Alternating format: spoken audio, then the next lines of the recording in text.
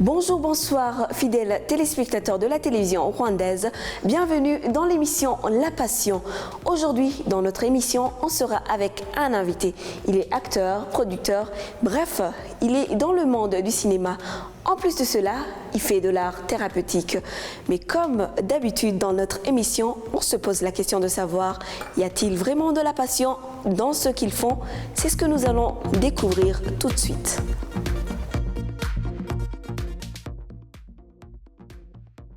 Parlons d'abord ciné. J'aimerais savoir quelle est votre spécialité. Est-ce que c'est le jeu d'acteur, c'est la production, c'est la direction? Donc, quelle est votre préférence dans le monde du ciné? Maintenant, je peux dire que je suis plus dans les techniques plutôt qu'acteur parce que dernièrement, on a fini le cours de producer to produce. Alors, je suis considéré comme un producteur. Voilà. Mais vous êtes considéré comme un producteur, mais est-ce que c'est votre préférence? Qu'est-ce que vous préférez le plus? Je préfère mieux la acting. Ouais. Comment on dit ça en français encore? Acteur. Acteur, voilà. Acteur. Pourquoi? Parce que non seulement ça te donne la chance de t'évaluer, de faire comme quelqu'un, mais c'est aussi amusant de te faire déguiser en quelqu'un ou d'essayer de montrer d'aider les gens à sentir ce qui se passe dans le film. C'est vraiment bon. Vous êtes éducateur en art thérapeutique. C'est comme un docteur. Comment est-ce que vous êtes atterri dans ce domaine-là? Dans l'an 2011, je faisais partie d'une coopérative des artistes de Nyamirambo qui s'appelle ECAL. Et on avait un projet de youth jeunes qui sont, je vais le dire en anglais, Youth Head of Household for a Better Future. Donc les jeunes qui vivent seuls et qui sont en charge des autres jeunes. Alors on a fait ces recherches et l'objectif c'était de savoir comment ils s'en sortent parce qu'on n'en avait pas assez d'informations à ce qui concerne l'aide qu'ils reçoivent ou ce qu'ils ont besoin. Alors après ça, on a aussi eu la chance d'avoir les volontaires qui venaient de l'Australie, qui sont venus nous apprendre l'art-thérapie. Mais spécialement pour moi, j'ai beaucoup adoré parce que ça m'a guéri. Et c'est pourquoi j'en partage avec beaucoup d'autres gens qui veulent chercher un moyen d'exprimer, de partager ce qu'ils ont et qui n'ont pas peut-être les mots à décrire ou à dire. Voilà. Le fait d'avoir perdu vos parents très jeunes, quand vous enseignez, est-ce que c'est facile? Parce que est-ce que vous n'avez pas l'impression d'avoir perdu une partie de votre jeunesse? Il y a une très grande partie. Il y a une partie que j'ai perdue parce que je n'ai pas eu la chance d'avoir les parents tout auprès de moi, de me dire ce qui était bon et ce qui était mauvais.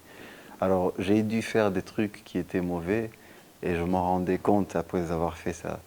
Alors que peut-être si j'étais dans des bonnes mains, on pouvait m'éduquer et me donner la sécurité comme tous les enfants. Mais moi, j'étais là dans la rue, donc je me suis retrouvé pour arriver à quelque part. Il fallait que moi, je me regarde, que je me comprenne de quoi je pourrais faire, c'était quoi mes points forts et mes points faibles, et les accepter. Comme ça, j'ai pu forger quelque chose, un avenir. À propos de votre art, je vois un tableau. C'est le tableau qui se trouve tout près de vous. Vous pouvez un peu nous expliquer, pour nous les Bleus, on dirait un tableau où un petit garçon a fait des graffitis là-dessus. Mais c'est quoi la signification de ce tableau? Ça, moi, je l'ai appelé mon ange gardien. Parce que chacun de nous, il a une énergie qui lui motive. Moi, quand je faisais ce tableau, c'est parce que j'ai fait qui m'a vraiment étonné. Par contre, ce qui s'est produit après avoir fait ce que je sentais. Alors, voilà, il y a une image là. Et quand je l'ai vue, j'ai vu qu'il y a un être. On se fout de forme, on se fout de couleur, mais l'être est là, le visage. Et chacun peut le voir. Il peut voir même beaucoup de trucs que moi, je n'ai pas vu avant. Il y a le cœur aussi. Et il y avait la balance. Donc, je me demandais, c'était quoi le tribunal de l'amour? Parce qu'on connaît les tribunaux de la justice, mais on ne connaît pas le tribunal de l'amour. Alors, c'était le genre d'une balance. Mais je me suis dit, alors c'est qui le juge? Et c'est cet homme-là. L'âme, quand tu vois un âme, tu ne peux pas dire si c'est féminine ou si c'est masculin, mais il est là, il vit. C'est la seule preuve qu'on peut avoir, c'est qu'il est là. Et voilà. L'idée que j'avais, ça s'est bien manifesté. Et je crois qu'en même temps, Dieu m'avait parlé, ou m'avait libéré de mes chaînes, ou mes pensées que j'avais à cette époque. Quel est vraiment le rôle de l'art thérapeutique dans l'unification des Rwandais aujourd'hui? On entre dans une période où on doit se souvenir de nos morts qui sont partis. En tout cas, ça c'est quelque chose que vraiment beaucoup des experts, beaucoup de sages ou de génies. Dernièrement, j'étais dans une réunion de santé mentale au Rwanda qui essayait de penser comment préparer ces événements. Qu'est-ce qu'ils n'ont pas fait? Comment est-ce qu'ils peuvent aller et toucher tout le monde là en bas qui a besoin de ça? Mais moi, personnellement, comme je suis aussi concerné, comme quelqu'un qui était là, qui a été traumatisé, ce qu'on a besoin, ce n'est pas de se rappeler de la santé mentale quand il y a les commémorations. Il faut que nous, on s'essuie nous-mêmes et qu'on se connaisse, plutôt que d'attendre que ça s'aggrave ou que ça déborde et qu'on se rappelle qu'il y a le traumatisme au Rwanda. Donc ce qui était mieux, c'est que les gens eux-mêmes trouvent moyen de faire la paix avec les mémoires qu'ils ont, qu'ils se pardonnent et qu'ils acceptent.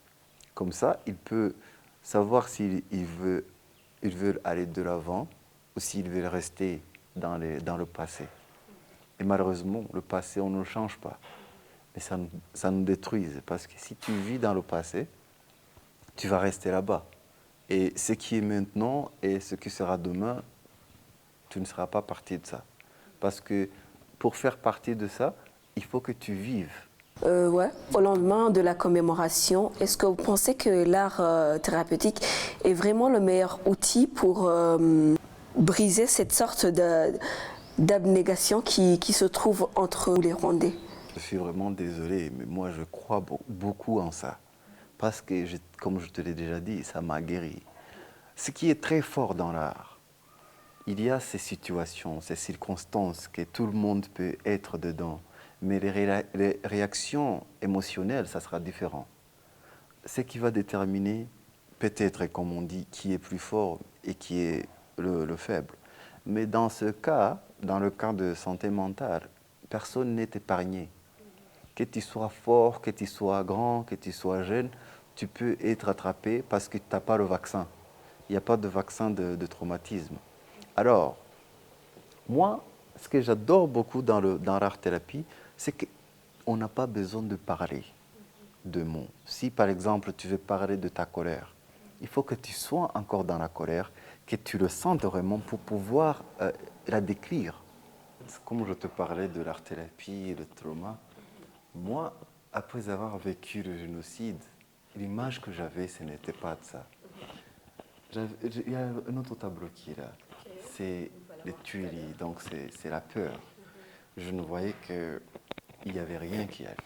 Alors après, à la fin, pour trouver la paix ou confiance à ce que je voyais, il fallait que je me donne l'image que je vois.